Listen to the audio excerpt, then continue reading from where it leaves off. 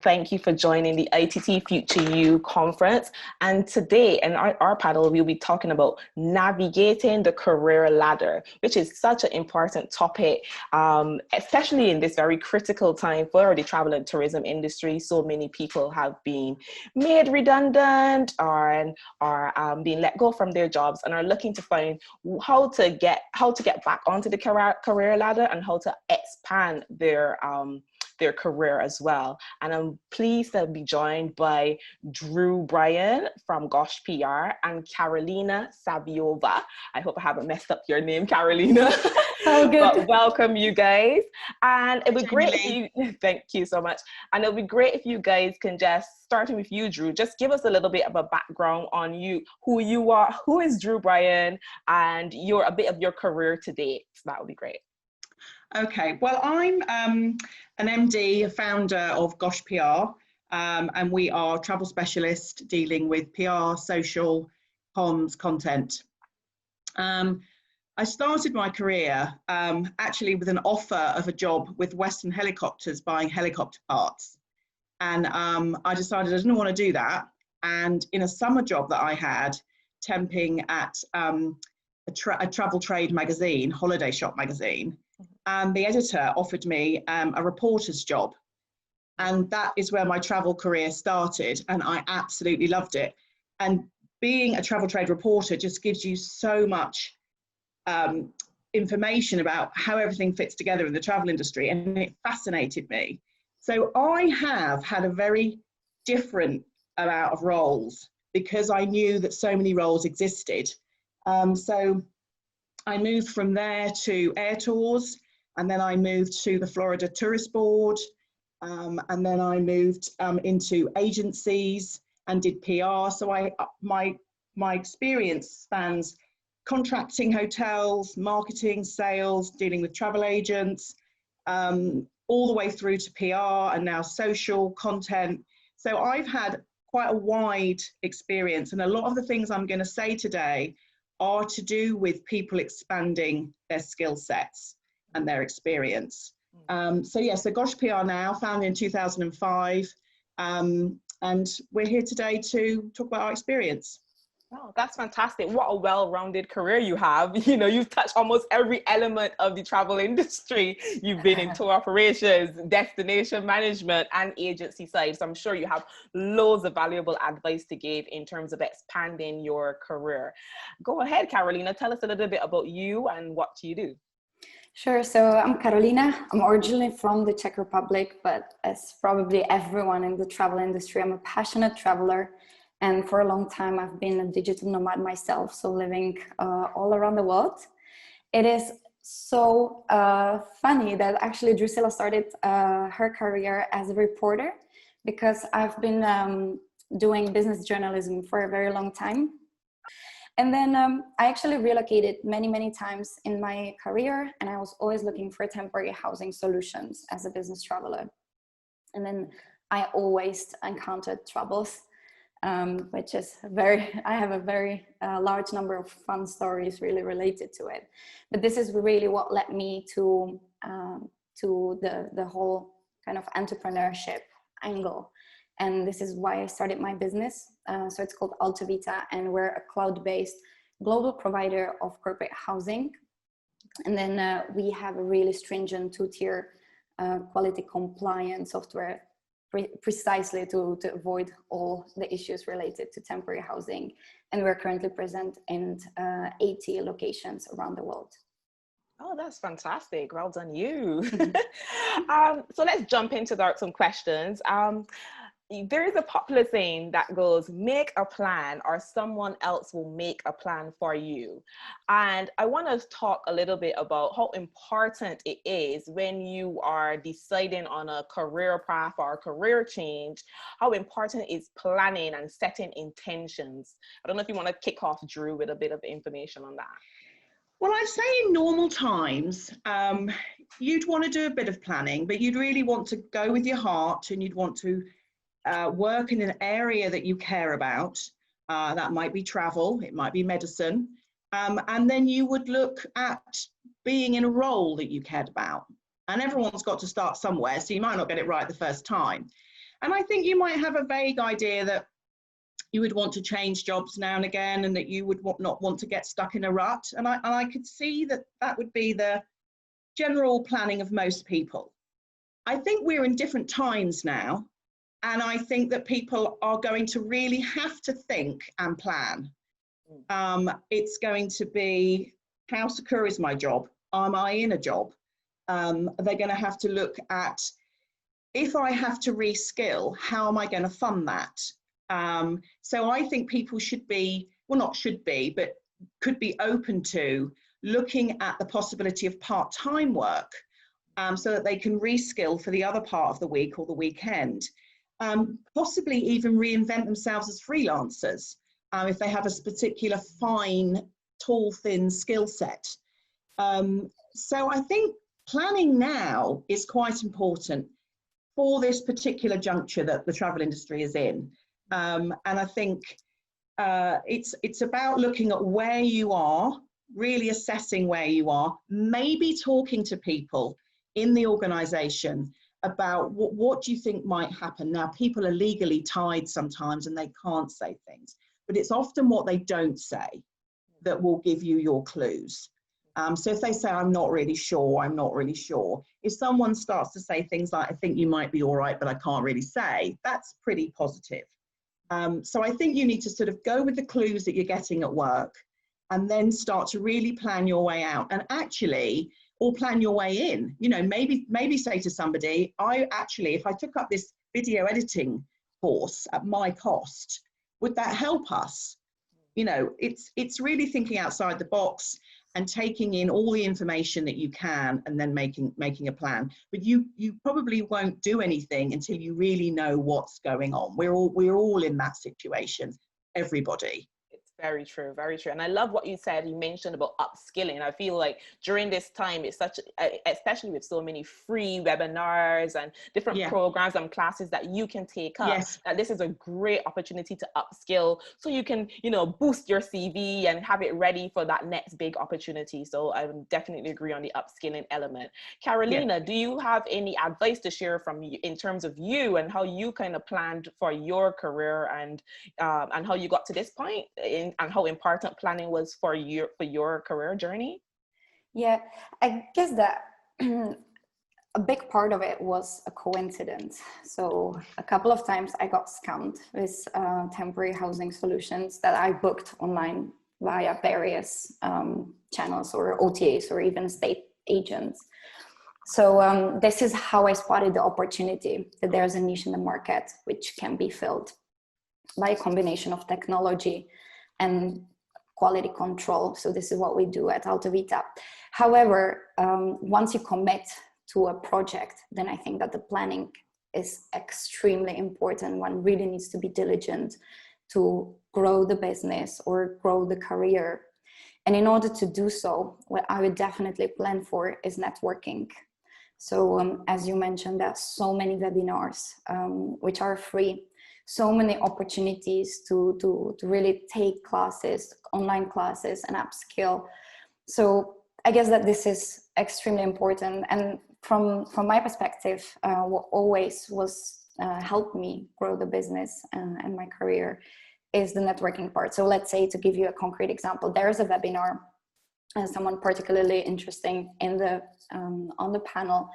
Feel free to reach out to them afterwards, you know, talk to them about the topic, show them, build a relationship, show your interest in the industry. So I guess that, yeah, this is really, really a key part of your career, is knowing the actors of the travel industry.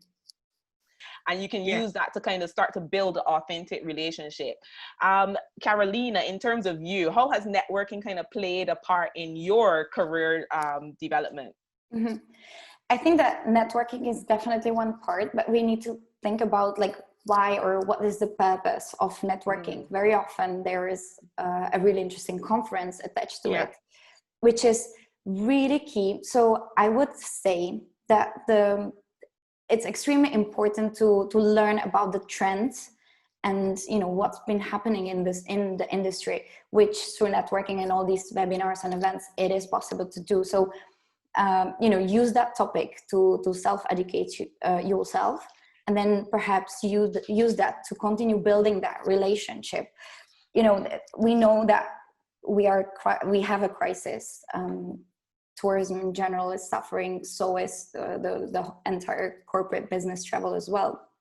But there are still companies, particularly the technology-driven companies, which are helping companies to maybe have a better efficiency or automate processes. So there's still a lot of opportunity out there, but one needs to stay informed and really on the top of what's been happening in the industry in order to spot on the right opportunities. Fantastic. Dru, I want to talk a little bit about personal brand. We hear this term so much, personal brand, your personal brand, even more now in this time. And give us a little bit from your PR knowledge and experience, what is a personal brand and how can we use that to kind of advance our career? Well, I think your personal brand is how you are. Obviously it's your personality. It's the sort of job you do. It's how you approach that job. How you're known to approach. Approach is very important. I mean, there's so many different ways of doing things. So I think people who know you well will begin to get an idea of your brand, the sort of person you are, and you yourself.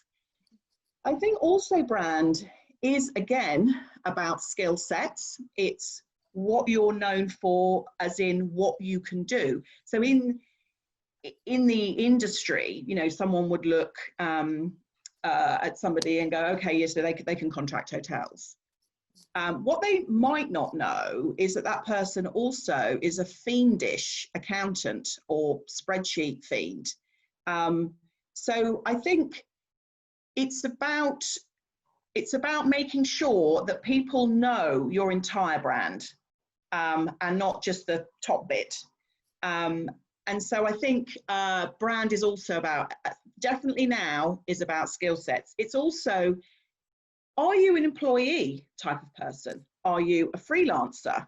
You might want to change that. You might want to actually say, I was an employee, I was a hotel contractor, but now I've become a freelance money spreadsheet person. I don't know. It's really about also what you do, and that's got very important now, because companies are going to be looking at people that can do more than one skill. People are going to start looking at part-time. They're going to start looking if that person can do social, PR, some content. Actually, I would like to hire them because I've got these small amounts of business coming back in, but I haven't got enough for a whole person on each one.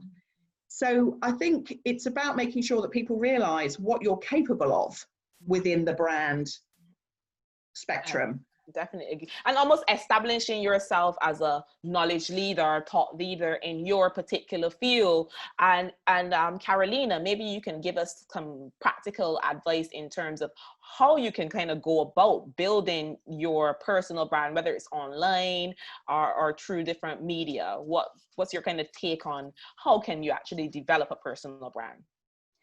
Definitely a work in progress, especially in my capacity as the co-founder and the COO. Not always easy, but I would say that there are several components. So the first, which is really important, is your own story. What drives you to the industry? What is it that you like about it? So I think that's really important to showcase to your listeners if you're organizing a podcast or during a business meeting as a partner, so they really get to know you in person.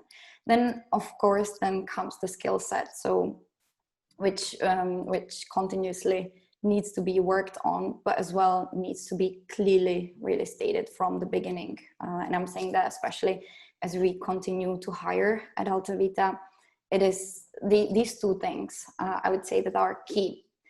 And then I think what's also really important is the cultural fit. So, when you're talking to a company where you would perhaps like to work, or you're then interviewing with someone, then you always need to think, you know, what's in the company's DNA? How would you fit in there? I really like what you mentioned about flexibility. This is exactly, you know, what we're seeing. We're seeing, especially in the startup world, you know, people being very much driven, committed, but also doing different tasks at the same time. And then I know it was kind of large, but coming back to the question, so how do you actually build that brand? So social media is absolutely key. If you're an influencer, then perhaps you would be using more of Instagram. If you're more in the corporate business travel, then you would perhaps rather use LinkedIn. So you need to find the right platform which really mirrors your target audience. And then I guess there are plenty of innovative ways to do it, from publishing articles to organizing video podcasts. We recently launched one on talent mobility, actually this week. So we're very much excited about that. Again, you can leverage on your network. You can invite interviewees, you know, and then it comes to like smaller daily tasks. And again, you need to keep yourself informed. You read other people's posts, you comment, you engage. And this is really, it's a step-by-step process. It's not going to be done from one day to another, but yeah, requires engagement. It does, and consistency. You're not going to wake up one day and just appear in Forbes. Yeah, so yeah. it's consistency as well. You know, there are these people. I've met people that, you know, they just instantly think, oh, you know what, I want to be on Forbes. But it's consistency, and as you said, telling your unique story, and how can you use your unique story to tap into different avenues with journalists. You know, it might not necessarily. I found that a lot of the media pieces that you can get quite easily is when you tell your unique story and tie that into your kind of job or your career. So it might be something on fitness, but you know, you can, you know, based on what your life, you can kind of tie in that story. Dru, you know more than me about this. You're the PR expert here, and tell those unique stories, because that's what essentially draws people in, because people buy people essentially.